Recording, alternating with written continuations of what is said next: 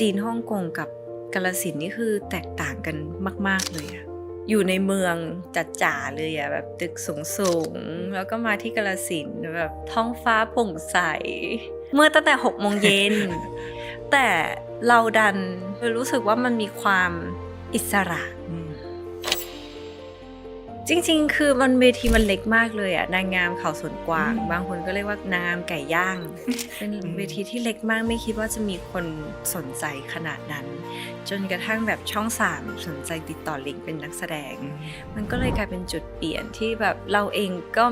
ไม่รู้ว่าการกระทำที่เราทำลงไปอะมันจะพาเรามาถึงจุดนี้ได้เหมือนกัน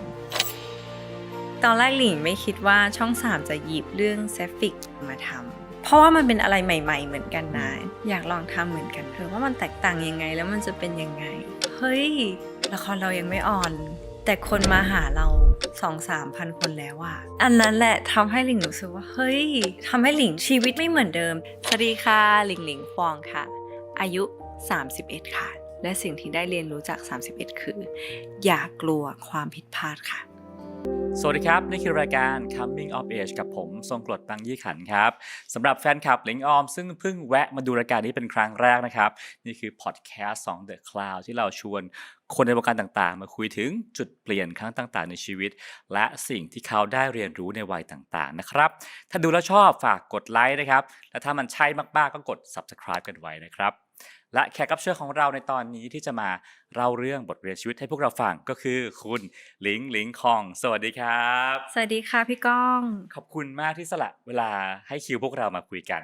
ยินดีค่ะครับก็พี่ไปตามดูรายการที่หลิงให้สัมภาษณ์เยอะมากก็เล่าประวัติชีวิตตัวเองไปแล้วค่อนข้างเยอะนะฮะแล้วก็ตอบดีมาก ขอบคุณนะคะ วันนี้พยายามจะไม่คุยซ้ำเนาะแล้วก็ชวน ค่ะ คุยในสิ่งที่คิดว่าหลิงคงยังไม่ค่อยได้เคยตอบที่ไหนนะครับ ดีเลย คำถามแรกก่อนเลยฮะ ค่ะ ถ้าสมมติว่าหลิงไปงานต่างประเทศแล้วก็เจอคนที่ไม่เคยรู้จักหลิงมาก่อนในชีวิต จะบอกเขาว่าเราเป็นใคร เขาไม่รู้จักหลิงเลยแล้วอยู่ต่างประเทศด้วย ใช่ สวัสดีค่ะหลิงนะคะ ก็ตอนนี้เป็นนักแสดง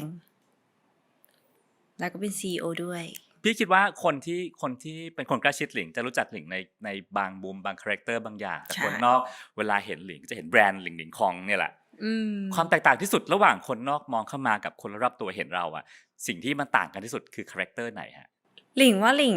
ตัวหลิงเองอ่ะมีความเป็นคอนทราสต์เยอะ แล้วยิ่งเราเป็นคนที่ไม่ได้สนิทกับคนง่าย เวลาคนภายนอกมองมาก็จะเป็นอีกแบบหนึ่ง เช่นคนนอกมองมาจะรู้สึกว่าคนนี้พูดน้อยหรือดู พูดน้อยไม่ พูด ค่อยสนิท น้ กับ อ ใครเลยนะ ยดูนิ่ง อืม ๆแต่พอรู้จักกันถ้าคนใกล้ตัวนะ ครับ คนที่ทำงานกับ อืม เรามาอะไรเงี้ยเราก็อาจจะเป็นคนตลกสำหรับเขาเพราะถ้าสังเกตอันนี้คือสังเกตนะไม่ได้ถามเขาด้วยนะ ว่าหลิงเป็นคนตลกหรือเปล่า คือคนรอบข้างก็จะชอบหัวเราะ ชอบหัวเราะได้ยินเสียงหัวเราะเป็นคนที่ถ้าจะมาพูดคุยก็คุยได้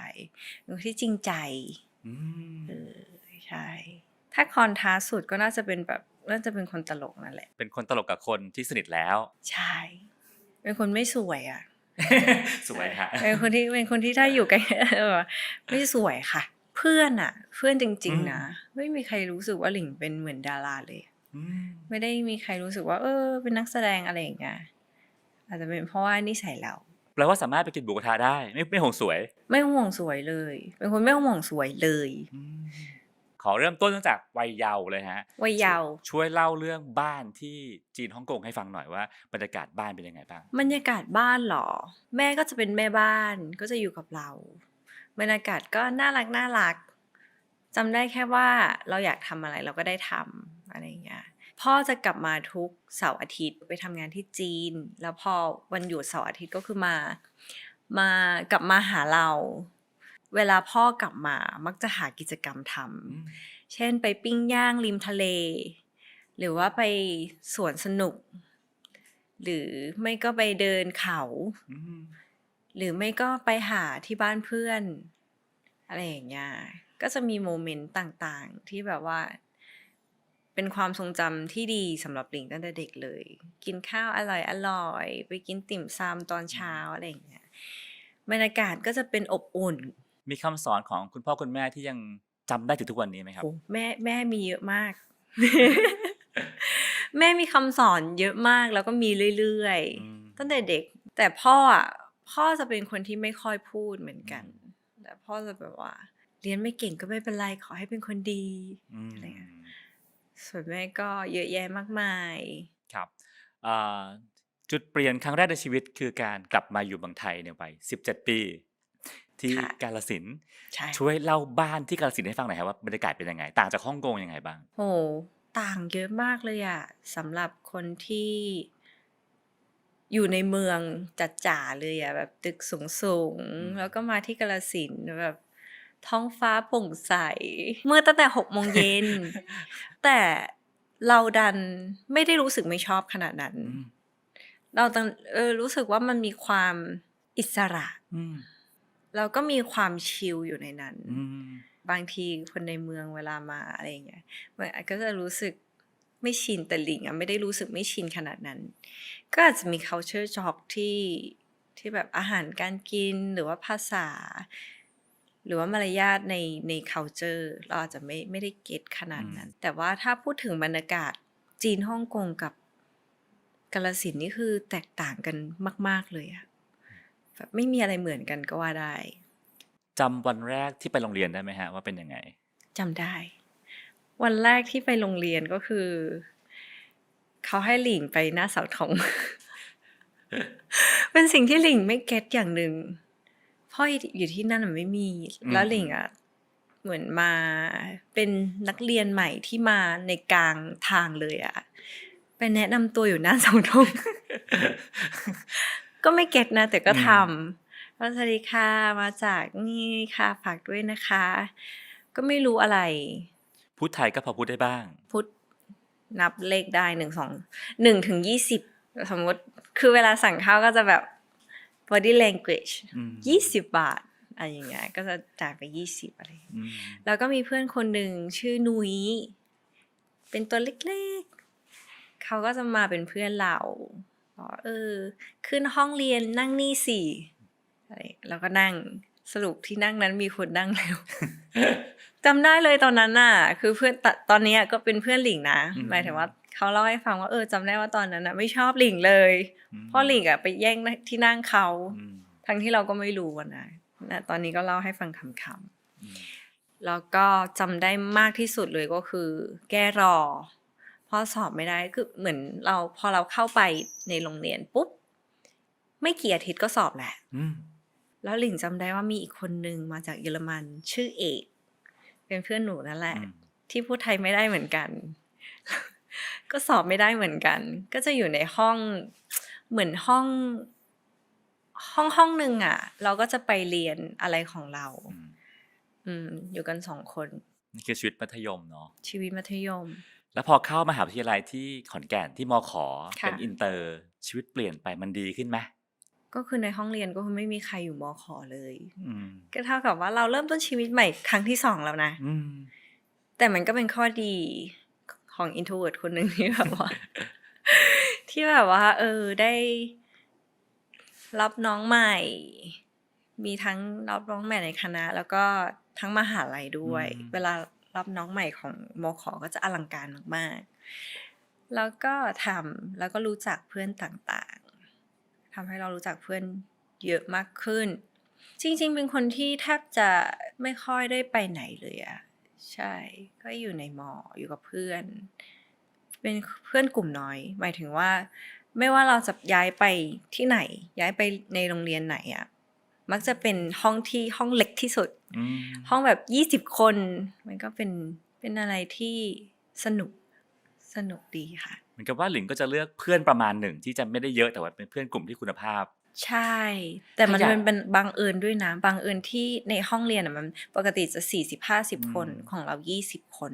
แล้วใน20 คนก็คือสนิทกันหมดเลยแต่เพื่อนหลิงก็จะมีลักษณะอย่างนึงก็จะมีเป็นคนที่ค่อนข้างที่จะ independenceเหมือนไม่ติดต่อมาก็ไม่เป็นไรไม่งอน เหมือนเข้าใจกันละกันนะ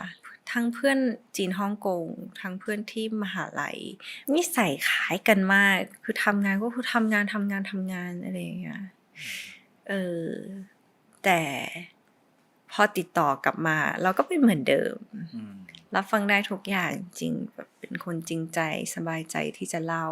แม้กระทั่งแบบทุกวันนี้ที่หลิงแบบมีคนรู้จักมากขึ้น แต่เพื่อนกลุ่มนั้นก็ยังเป็นเซฟโซนของหลิงได้ ก็คือทุกอย่างมันเขาก็ยัง treat เราเหมือนเดิม ก็ยังไม่ได้มีอะไรที่เปลี่ยนมุมมองเขาจากตัวเราเลย จุดเปลี่ยนสำคัญในชีวิตของหลิงก็คือการได้ประกวดนางงามเขาสวนกวางตอน ค่ะ ปี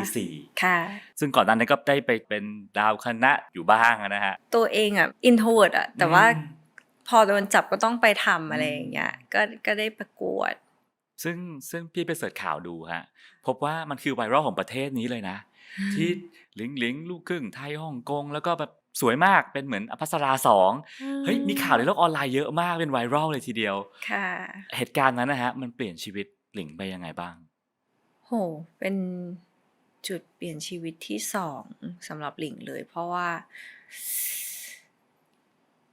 จริงๆ คือมันเวทีมันเล็กมากเลยอะนางงามเขาสวนกวาง บางคนก็เรียกว่านางงามไก่ย่าง ในคนที่รู้จักนะ เป็นเวทีที่เล็กมากไม่คิดว่าจะมีคนได้รับการสนใจขนาดนั้น จนกระทั่งแบบช่อง3สนใจติดต่อหลิงเป็นนักแสดง มันก็เลยกลายเป็นจุดเปลี่ยนที่แบบเราเองก็ไม่รู้ว่าการกระทำที่เราทำลงไปอ่ะมันจะพาเรามาถึงจุดนี้ได้เหมือนกัน ใช่ แต่จำได้ว่าตอนนั้นก็คือมีความสุขแหละ ใจหนึ่งก็มีความสุขใจหนึ่งก็ไม่อยากให้แม่รู้ เพราะแม่ไม่รู้ คือคุณแม่ไม่สนับสนุนเหรอฮะ คุณแม่ตอนแรกไม่สนับสนุนไม่อยากให้หนูเล่น ไม่อยากให้หนูประกวด ใช่แต่แอบไปประกวด แล้วพอได้รับโทรศัพท์บอกว่าช่อง3ชวนมาแคสในใจคิดอะไรบ้าง แล้วในใจก็คือคิดว่าก็คงไม่ได้หรอกแล้วก็มาแบบว่าไม่ได้คาดหวังอะไรอ่ะแต่ปรากฏว่ามันได้ แล้วพอวันที่ได้เนี่ยคือได้เซ็นสัญญากับช่อง3ใช่ไหมฮะ ค่ะ ใช่ ภาพในหัวเห็นตัวเองในอนาคตยังไงบ้าง ภาพในหัวเห็นตัวเองเหรอ ใช่ ฉันจะเป็นชมพู่แล้ว ฉันจะเป็น ฉั ยาน จะ ย่า เป็น แล้ว พี่ อะไร แอ อย่าง น งี้ป่ะ ทองแล้ว เปล่านะ เอาจริงๆอ่ะตอนเข้าอ่ะ หลิงไม่เคยดูทีวีมาก่อนเพ่อหลิงฟังไม่รู้เรื่อง อืม เป็นคนที่ไม่ดูทีวีเลย ตั้งแต่ย้ายมาอยู่ไทยจนถึงก่อนเข้าวงการอ่ะ หลิงเพิ่งดูทีวีตอนที่จะต้องเล่นละครแล้วก็ไปดู ไม่ได้มีภาพในหัวเลยว่าเซ็นสัญญานักแสดงแล้วเราจะเป็นอะไรไม่ได้คิดเลยอ่ะ แต่แค่อยากลอง แล้วก็รู้สึกว่าเป็นโอกาสที่ยากที่แบบหายากอ่ะ ก็เลยอยากลองว่าในนี้สิ่งที่ทำอ่ะมันชอบหรือว่าไม่ชอบ แต่ไม่ได้มีภาพในหัวเลยไม่ได้คิดไปไกลขนาดนั้น แล้วพอเริ่มได้แสดงละคร ค่ะ ชีวิตเป็นยังไงบ้างครับ ชีวิตนักแสดงในช่วงแรก มีความสุขมาก คือด้วยที่ว่าบทมันไม่กดดัน แล้วก็มีคนคอยช่วยเราด้วย มันก็เลยรู้สึกว่าสนุกไปกับบรรยากาศของกอง สนุกไปกับการแสดงเรื่องแรก เพราะว่าบทมันไม่ได้มีอะไรเยอะอะตอนนั้นเรายังพูดไทยไม่ได้ชัดขนาดนั้น แล้วก็acting ก็ยังไม่ได้เก่งขนาดนั้นด้วย ใช่ เป็นอะไรใหม่ๆ คือคนอื่นอาจจะเริ่มต้นจาก1ก็ได้ แต่เราเริ่มจากติดลบ เพราะภาษาไทยก็ไม่ได้ acting ก็ไม่ได้ ซึ่งหลิงเคยให้สัมภาษณ์ว่าอาชีพนักแสดงไม่ใช่ความฝันคือไม่อยู่ ไม่ ใน ใช่ความ ความคิดเลย ไม่ได้อยู่ในระบบตั้งแต่แรก แล้วการที่เราเริ่มต้นวงการเนี้ยด้วยสิ่งที่แบบไม่ได้อินกับมันมากครับ มันส่งผลกับการทำงานของเราไหม ส่งนะในความรู้สึกในเราอาจจะไม่รู้ตั้งแต่แรก แต่พอเราจริงๆเห็นคนที่แบบหนูอยากเป็นนางเอกหนูอยากเป็นพระเอกเขามีไฟแบบฟุ่มขึ้นมาแล้วหลิงรู้สึกว่าความแตกต่างมันแตกต่างตั้งแต่ mindset แล้ว ในขณะที่เรายังไม่รู้เลยว่าเราอยากเป็นอะไร ก็เลยแต่ว่าเราก็ไม่ได้ท้อนะคือด้วยที่ว่า culture เราอ่ะเป็นคนอย่างนี้ เป็นคนที่แบบว่าตอนนี้ก็ดีแล้ว เราโอเคกับตอนนี้หมายถึงตั้งแต่ตอนแรกๆอะนะ ซึ่งก็จะมีช่วงเวลาที่เป็นเรียกว่าเป็นเด็กฝึกเนาะที่ยังไม่ได้มีผลงานออกสู่หน้าจอ ใช่ๆ จนกระทั่งวันหนึ่งมีละคร มีละครออนแอร์แล้วจนถึงเรื่องที่2เป็นเรื่องที่แบบ เรากำลังตามหาว่าสรุปเราคือเหมาะสมกับการเป็นนักแสดงหรือเปล่า เราควรที่จะเป็นนักแสดงต่อหรือเปล่า ซึ่งมันเป็นช่วงนั้นที่ช่วงแบบถามหลายคนมากเลยอะที่หลิงบอกว่าบางคนก็โหอยากเป็นพระเอกนางเอกมากพอไม่ได้เป็นก็เศร้าบางคนอย่างพี่โออะไรอย่างเงี้ยพี่แต้วคือหลิงถามคนเยอะมากก็ตอบคนละแบบมีความคิด mindset ไม่เหมือนกันแล้วคำตอบที่บอกว่าอยากเป็นต่อเหตุผลมันคืออะไรเอาจริงๆตอนแรกๆอ่ะก็ยังไม่ได้อยากเป็นต่อคือรู้สึกว่าตัวเองไม่มีอะไรที่เป็นติ๊กถูกของนักแสดงแต่มีเพื่อนที่คอยให้กำลังใจมีพี่จันจิกับฟลุกที่แบบว่าดีแล้วนางได้เป็นนางเอกแล้วสู้อีกนั่นเป็น motivation ที่ทำให้หลิงแบบทำต่อตั้งแต่แรกๆแบบตั้งแต่หลังจากที่ตัวเองไม่อยากเป็นนักแสดงแล้วรู้สึกว่าตัวเองไม่ได้เป็นคนที่สามารถเป็นนักแสดงได้แล้วช่วงเวลาที่เราก็มีผลงานแต่ว่าคนก็ยังไม่รู้จักเราแบบยังไม่ได้แมสสักทีฮะใช้ชีวิตช่วงนั้นยังไงครับทำงานยังไงเอาจริงๆชีวิตช่วงนั้นก็มีความสุขอีกแบบหนึ่งนะก็รู้สึกว่าเฮ้ยตัวเองก็มีงานทำมีงานแสดงเรื่อยๆอาจจะไม่ได้หวือหวาไม่ได้แบบว่ามีโฆษณามีอีเวนต์แต่มันเป็นชีวิตที่สงบแล้วก็เป็นชีวิตที่มีความสุขอะ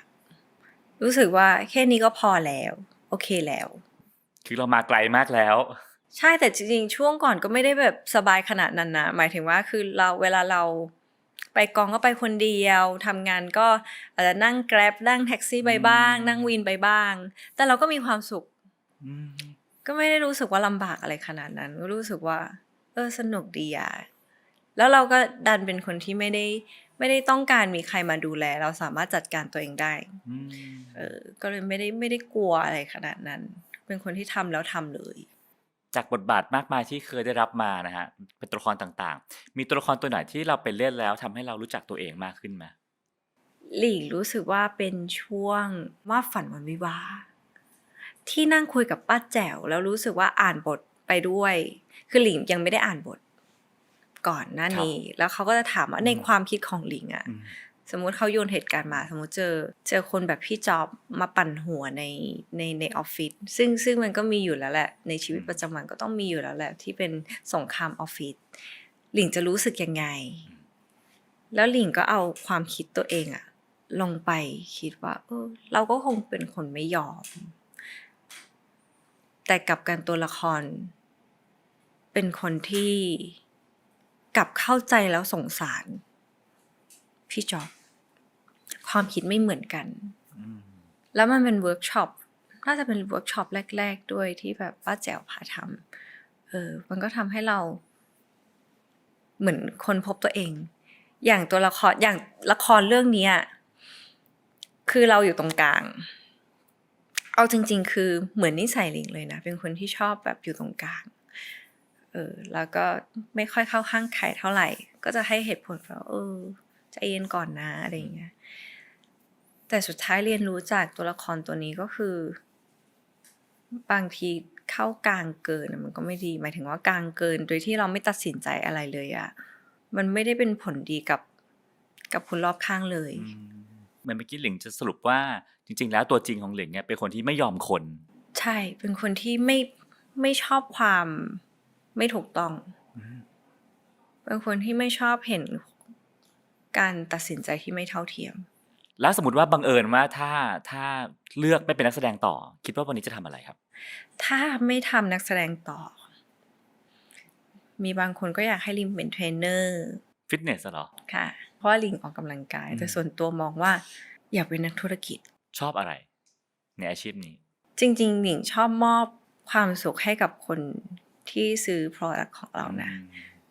อย่างล่าสุดที่เห็นคนกินข้าวของเราหนูขายข้าวหมูแดงแล้วทุกคนแบบกินแล้วยิ้มแล้วบอกว่าอร่อยหลิงดีใจไม่ได้เราทำหรอกแต่ว่าน้องชายเป็นคนคิดดีใจแทนน้องที่ทุกคนชมว่าอร่อยมันก็คือความสุขที่เหมือนเชฟอยากเห็นคนกิน แต่ว่าโชคดีที่หลิงยังอยู่ในวงการต่อ ยัง นะ ยังอยู่ใน พ ว ว ง ก กา เรา รอ ก็ ยู่ เลย ค่ะ มีงานดีๆให้ได้ชมมากมาย วันที่ได้รับบทใจซ่อนรักที่ ค่ะ ยื่นมาให้อ่านแล้วมีผู้ใหญ่เรียกมาแบบ ค่ะ เล่นเรื่องนี้ไหมในใจคิดอะไรอยู่ในใจบ้างวันที่รู้ว่าจะได้โอกาสนี้อะครับ จริงๆ ตอนแรกหลิงไม่คิดว่าช่อง 3 จะหยิบเรื่องเซฟิกมาท อืม ำเซอร์ไพรส์เหมือนกันนะ เพราะว่ามันเป็นอะไรใหม่ๆ เหมือนกันนะ อืม ที่หนึ่งช่องอ่ะจะมาทำเพราะว่าไม่มีใครทำอะไม่มีใครทำก็ตกใจแล้วก็อยากลองทำเหมือนกันนะว่ามันแตกต่างยังไงแล้วมันจะเป็นยังไง เพราะว่ามันเป็นเต็มไปด้วยความอันโนเลยอะ ได้เดาไหมฮะว่าผลลัพธ์จะเป็นยังไง จะพาเราไปไหนได้ในเรื่องนี้ ไม่ได้เดาเลยอะมันก็เลยเกิดมาเกินคาด แต่ตั้งเป้าหมายไว้ มีการตั้งเป้าหมายไว้ว่า อยากให้เรื่องนี้เป็นที่รู้จัก อืม ในเอเชีย เพราะว่าเหมือนคล้ายๆแบบทีมเวิร์กอยากให้เราไปด้วยกัน อันนั้นคือตั้งไว้เป้าหมาย แต่ว่าการมองไม่ได้มองว่ามันจะบูมหรือว่ามันจะเป็นที่รู้จักขนาดนั้นค่ะ แล้วเหตุการณ์ไหนทำให้รู้ว่าจากใจซ่อนรักเนี่ยทำให้ชีวิตหลิงไม่เหมือนเดิมอีกต่อไปแล้ว หลิงรู้สึกว่าคือแฟนมิตรที่ละครยังไม่ออน เฮ้ย อันนั้นแหละทำให้หลิงรู้สึกว่าเฮ้ยละครเรายังไม่ออน แต่คนมาหาเรา 2-3 พันคนแล้วอะ แล้วมันเกิดขึ้นได้ยังไงครับ นั่นน่ะสิคือมันเป็นคำถามที่เรายังตั้งคำถามว่าเขามาจากไหนกันน่ะ แล้วแฟนคลับก็บอกมาจากบ้าน จริงคือเราก็ไม่รู้ว่าเขาติดตามเรามายังไง เราก็ยังตั้งคำถามอยู่เลย เขาเห็นแค่รูปนิ่ง เห็นแค่โปสเตอร์อะไรอย่างเงี้ยเหรอ น่าจะใช่นะน่าจะเห็นจากคอนเทนต์ใน X เพราะเราก็จะมีการอัปเดตในกองสมมติระหว่างการถ่ายทำ ครับ ก็จะมีอัปเดตรูปบ้าง อัปเดตวิดีโอคอนเทนต์บ้าง อืม แล้วละครยังไม่ออนก่อนออนวันหนึ่งอ่ะมีแฟนคลับมาแฟนมีตเรากี่พันคนอ่ะ 3,000 ในฮอลล์อ่ะ เราก็ยังตกครั้งแรกที่หลิงยืนอยู่บนเวทีมองไปตอนซ้อมเก้าอี้เปล่าหลิงใจเต้นแล้วอ่ะตกใจแล้วก็ไม่เคยทำไม่เคยเห็นคนเยอะขนาดนี้ อืมแล้วหลังจากนั้นชีวิตก็ไม่เหมือนเดิมอีกต่อไป ไม่เหมือนเดิมแต่ไม่เหมือนเดิมในขณะที่เราก็ยังไม่รู้ตัวนะพี่เข้าใจใน ไม่ สิ่ง เข้าใจ ที่หลิงทำไม่เข้าใจใช่ปะการที่เราแบบมันเกิดขึ้นแล้วอะทุกอย่างมันเกิดขึ้นไวมาก ทุกวันมันจะมีเรื่องราวทำจนรู้ตัวอีกทีอะมันต้องอีกสักพักหนึ่งเราจะ คือทุกวันก็มีงานให้ทำไปเรื่อยๆ มีงานให้ทำมีคนเข้ามาใหม่เรื่อยๆชีวิตช่วงนั้นหลิงก็คือเจอคนกับเจอกล้อง อืม ไม่ว่าเราจะทำงานอยู่หรือไม่ทำงานอยู่ เราต้องปรับตัวเยอะไหมจาก introvert คนหนึ่ง เยอะมาก เชื่อว่าทุกวันนี้หนูใส่หูเวลาขึ้นเวทีหนูก็ยังใจเต้นเหมือนเดิม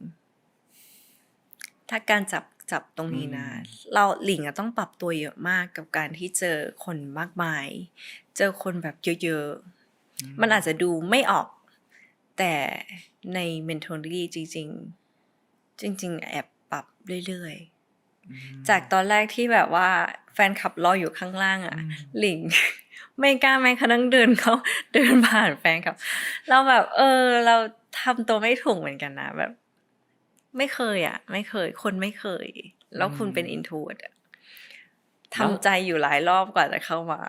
แล้วพอมีแฟนคลับแล้วอะฮะรู้สึกว่าเฮ้ยนี่คือความสำเร็จในชีวิตไหมของการเป็นนักแสดงที่สุดท้ายฉันมีแฟนของฉันจนได้ เป็นความสุขใช่เป็นจากแรกๆที่เราแบบหุ้ยนี่เป็นแฟนคลับของเราเหรอการที่แบบคนมารวมข้างล่างคือเต็มหมดเลยอะมาเขาเรียกว่ามาโปรโมท EP แรกของใจซ่อนรักข้างล่างคือเต็มแบบเต็มจริงๆอะเต็มจนข้างนอกคนก็ยังรอหลิงก็เลยรู้สึกว่าโห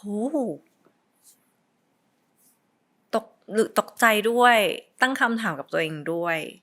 แล้วก็ดีใจด้วยมันมีหลายอารมณ์ที่ผสมอยู่ในวันแรก อะไรคือสิ่งที่ต่างไปจากชีวิตวงการบันเทิงแบบ5-6 ปีก่อนหน้านั้นนะฮะก็เล่นละครมาแล้วหลายเรื่องแต่อืเรื่องมเนี้ยอะไรคือสิ่งที่มันต่างไปทำให้มันได้กระแสนี้มาครับหลิงว่ามันเป็นจังหวะจริงๆอะอืมมันเป็นจังหวะของแต่ละคนที่บูมมิ่งไม่เหมือนกัน อืมบางทีหนูเคยคุยกับนักแสดงคนหนึ่งเขาบอกว่ามันมีเรื่องหนึ่งที่เขาตั้งใจทำมากๆแต่ผลออกมาไม่ได้ดีอย่างที่เขาคาดไว้แต่อีกเรื่องหนึ่งอ่ะเขากับปล่อยใจเล่นแต่ผลตอบรับกลับดี อืมบางทีชีวิตก็เป็นอย่างเงี้ยอืมหนิงว่ามันน่าจะเป็นโชคชะตา อืมโชคชะตาด้วย เป็นสิ่งหนึ่งที่หลิงรู้สึก appreciate มากๆ รู้สึกตัวเองเป็นคนโชคดี เพราะว่าจริงๆอย่าลืมนะว่าอยู่ในวงการอ่ะมันไม่ขาดคนหน้าตาดีเลย อืมไม่ขาดคนที่มีฝีมือเลย อืมทุกคนมีของ มีหน้าตาที่มีเอกลักษณ์ของตัวเอง แล้วจังหวะไหนล่ะ ที่คนนั้นจะบูมมิ่งไม่มีใครบอกได้ อืมแล้วก็เราจะเห็นคนที่มาแล้วก็ไปมาใช่แล้วก็ไปถูก ทำยังไงให้หลิงมาแล้วยังไม่ไป ไม่ได้คิดเลยอะว่าทำยังไงให้ตัวเองมาแล้วยังไม่ไป เพราะมันก็เป็นคำถามที่มันเป็นคำถามที่ซัฟเฟอร์เหมือนกันเนาะนั่นแปลว่าเรายึดติดกับช่วงที่เราบูมมิ่งเหมือนกันนะ อืมอืมจริงหลิงก็เลยไม่เคยคิดว่าทำยังไงที่มาแล้วยังค้างอยู่ แต่กับกันเป็นการที่แบบว่าตัวเองจะรู้สึก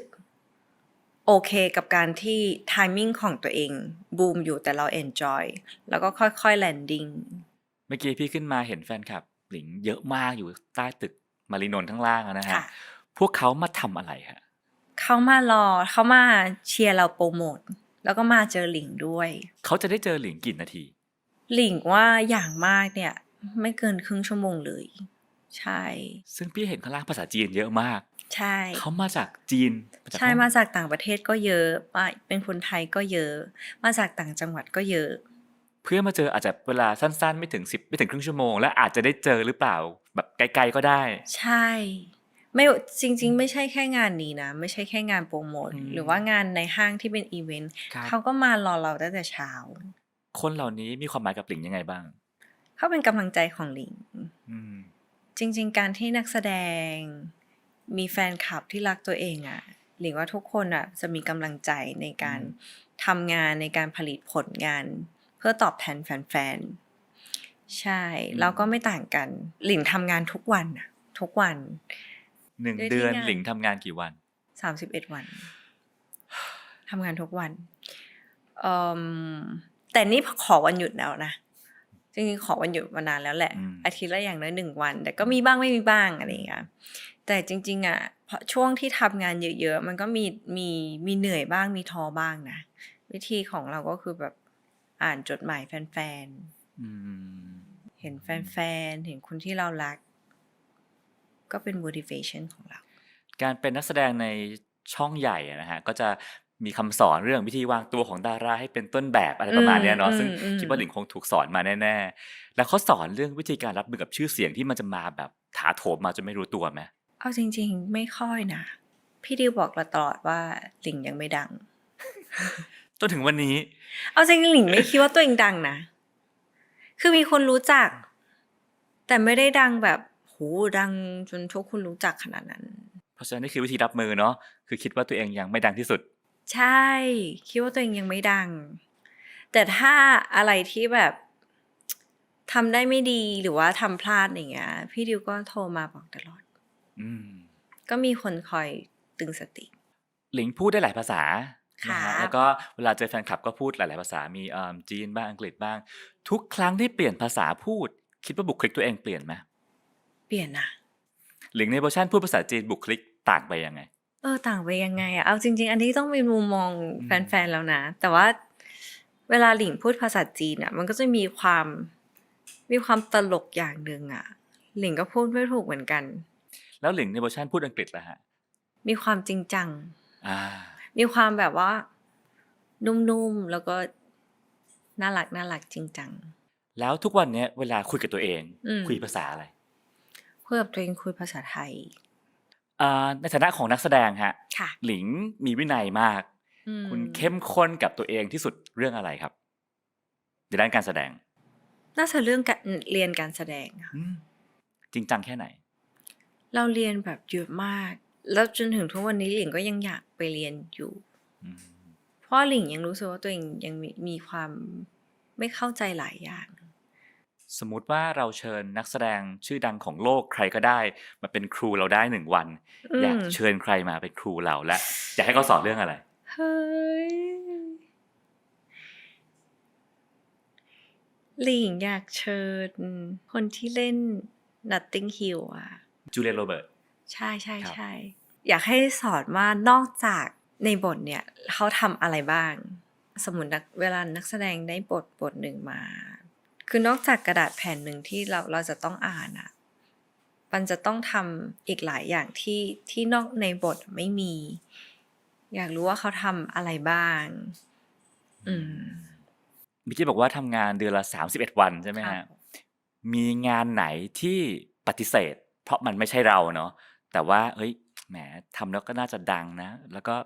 เงินก็น่าจะดีแต่ว่ายอมปฏิเสธ เพราะมันไม่ใช่เรามีไหม มีเยอะมาก มันไม่ใช่เรายังไง บางทีสไตล์การทำงานอาจจะไม่แมทกับเรา หรือว่าเราคิดว่ามันมีสินค้าที่เรารู้สึกว่ามันไม่เหมาะกับเราปฏิเสธไปเยอะมาก เพื่อเลือกสิ่งที่รู้สึกว่ามันเข้ากับตัวเอง แล้วคนที่ซื้อไปอ่ะไม่เสียใจด้วย งานแปลกประหลาดที่สุดที่ติดต่อ หลิงมาแล้วหลิงปฏิเสธไปคืออะไรฮะ เกมคอสเพย์ อ๋อถือว่า ให้เราเป็นตัว โอเคต้องคอสเพลย์ คอสเพลย์อะไรอย่างเงี้ย ทำได้ไหมฮะ ยังไม่ได้รับท อาจจะไม่มั่นใจ ำ อาจจะยังไม่มั่นใจ โอเค คุยเรื่องบ้านกันบ้างฮะ ค่ะ เห็นว่าเพิ่งซื้อบ้านให้คุณพ่อคุณแม่ไป ใช่ค่ะ สำหรับหลายๆคนน่ะบ้านมันคือหมุดหมายของชีวิตแต่สำหรับหลิงแล้วครับบ้านที่ซื้อให้คุณพ่อคุณแม่ มันมีความหมายกับเรายังไงบ้าง จริงๆเรามีบ้านที่กาฬสินธุ์1 หลัง แล้วตอนแรกว่าจะซื้อที่กรุงเทพ แต่พ่อแม่คือไม่ชอบความวุ่นวายเลย เอาจริงๆต้องบอกว่า introvert ทั้งบ้าน คิดดูคนที่ย้ายมาจากจีนฮ่องกงมาอยู่กาฬสินธุ์เนี่ย แต่เขาชอบชีวิตสงบสุขนะ ชีวิตที่แบบเงียบมองท้องฟ้าเต็มท้องฟ้าเลยที่ไม่ต้องเจอตึกสูงๆเขาชอบ บ้านหลังที่2เนี่ยจริงๆมันเป็นบ้านที่อยู่ขอนแก่นที่หลิงรู้สึกว่ามันมีความอบอุ่นในที่มีโรงพยาบาลที่ใกล้ที่ดีกว่า มีสนามบินที่เราสามารถเข้าไปหาได้เร็วกว่าอะไรอย่างเงี้ย มันเป็นบ้านที่แบบว่าก็คล้ายๆเซฟเฮาส์ของเรานะ ใช่ แต่พ่อแม่ก็ยังชอบบ้านที่กาฬสินธุ์มากกว่า คุยถึงเรื่องฮ่องกงอีกสักหน่อย เรื่อง ค่ะ ในวัยเยาว์เห็นว่าชอบหนังฮ่องกงมาก ชอบ โตมากับหนังฮ่องกง ใช่ ถ้าสามารถไปรับบทหนังฮ่องกงสมมุตินะฮะใน ค่ะ อดีตที่เราชอบตอนเด็กๆได้ ค่ะ ไปเล่นเรื่องไหนก็ได้1 เรื่อง ฮะ จะไปเล่นเรื่องไหน เฮ้ยอยากเป็นอาเหมย เหมยเรื่องอะไรอะ มันจะมีกังฟูบอลน่ะที่เล่นบอลด้วยแล้ว โจ ก็ ซิงฉือกำกับ โจเชิงฉือเป็นคนกำกับ อืม แล้วอาเหมยเป็นคนที่นวดแป้ง ด้วยกังฟูของเขา เวลาส่งปุ๊บเนี่ยบินไปแล้วชั้น2 อืม อาเหมยซาลาเปา1 อัน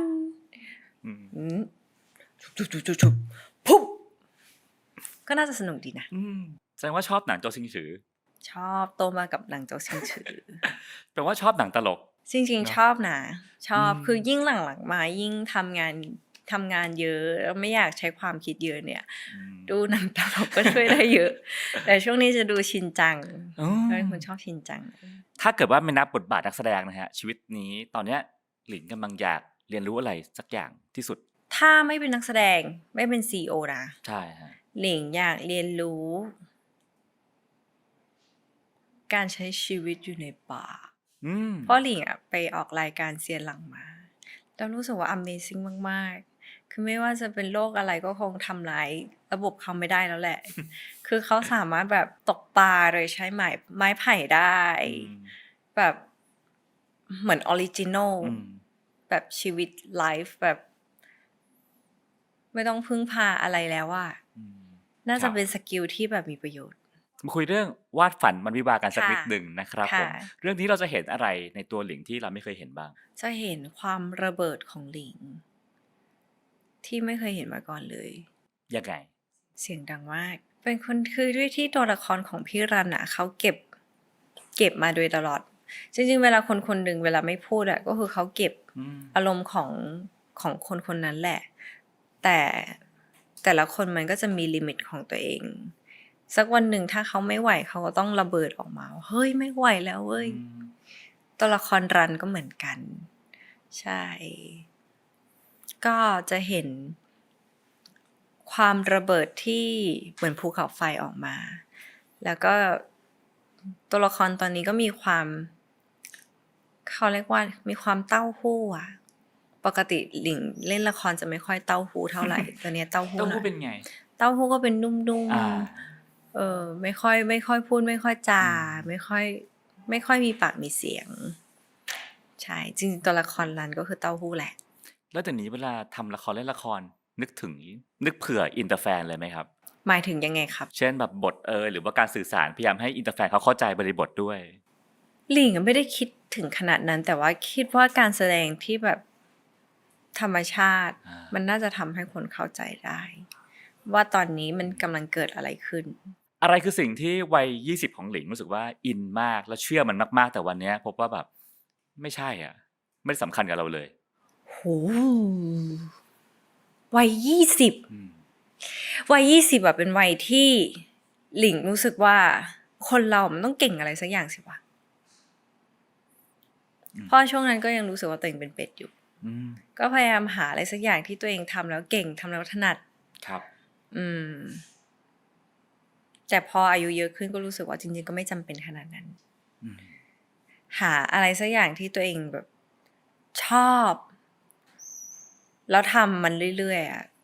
แล้วอะไรคือสิ่งที่เรียนรู้ในวัย31แล้วพบว่าเฮ้ยแม่งโคตรเจ๋งเลยว่ะแล้วคิดว่าเอาไปบอกตัวเองตอน20อ่ะมันไม่เข้าใจแน่นอน เฮ้ยหลิงว่าการออกกำลังกายและกินดี โคตรเจ๋งเลยอะ อืม แต่วัย20ก็จะไม่เข้าใจ อืม เพราะร่างกายมันก็ยังเด็กอยู่อะ ม อยากทำอะไรมันก็ไม่กระทบ แต่จริงๆมันเป็นสิ่งที่เจ๋งมาก อืมสุดท้ายฮะ ถ้าได้โทรศัพท์ไปหาหลิงหลิงคองในวัย60 ปี ๆ อืม คุยได้5 นาที อืม ถามได้1คำถามเท่านั้น จะถามตัวเองในวัย60 ปีว่า ตอนนี้ยังแข็งแรงอยู่หรือเปล่า แค่นี้แหละ ครับ ค่ะ ซึ่งก็น่าจะแข็งแรงแน่นอนเพราะว่ารักษาสุขภาพดีมาก หวังว่าอย่างนั้นนะ ครับผมก็ขอบคุณหลิงมากนะครับ แล้วก็คิดว่าวาดฝันวันวิวาห์น่าจะเป็นอีกหนึ่งผลงานที่ทำให้แฟนๆชาวไทยแล้วก็อินเตอร์รักหลิงและออมมากขึ้นนะครับ ครับ โอเคขอบคุณหลิงมากครั ครับ บ ขอบคุณค่ะ